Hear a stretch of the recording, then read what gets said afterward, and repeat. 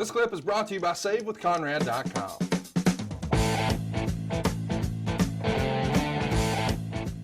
Mysterio is going to dedicate a lot of what's coming for him to Eddie Guerrero.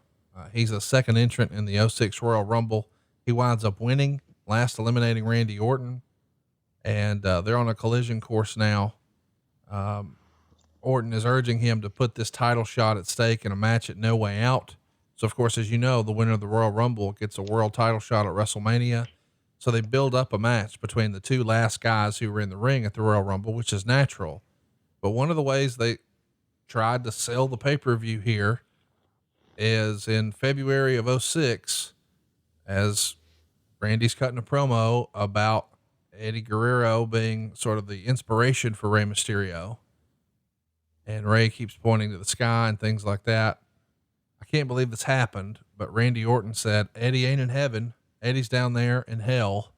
Mysterio flips out, beats him up. The referees are pulling him off, but goodness gracious, you guys took a lot of heat at the time.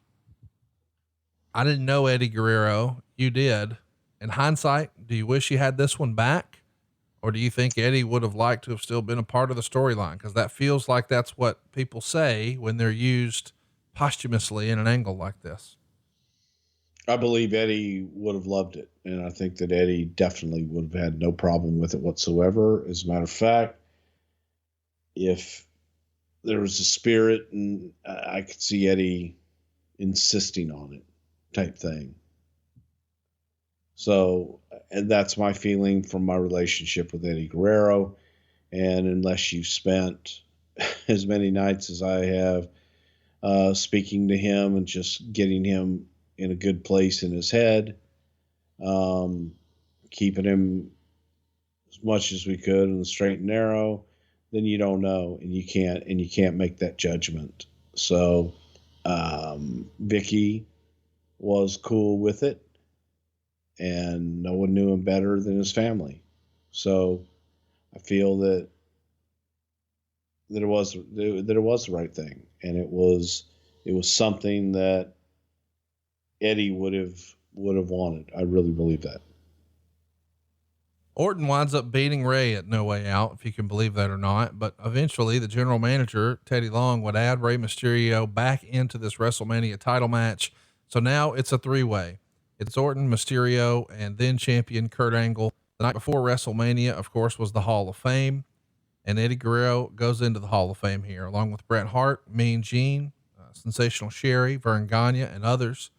Eddie's inducted by Chavo Guerrero, Chris Benoit, and Rey Mysterio. Eddie's widow, Vicky, and her two daughters represent Eddie in receiving the honor. It's a very emotional moment for everyone involved. And the next night at WrestleMania, it's another feel-good moment. Mysterio beats Orton to become the new world heavyweight champion. And after the match, Mysterio is celebrating with Chavo and Vicky Guerrero. Really a feel-good moment here. Was this in the plans since the Rumble, do you think? The Mysterio title win?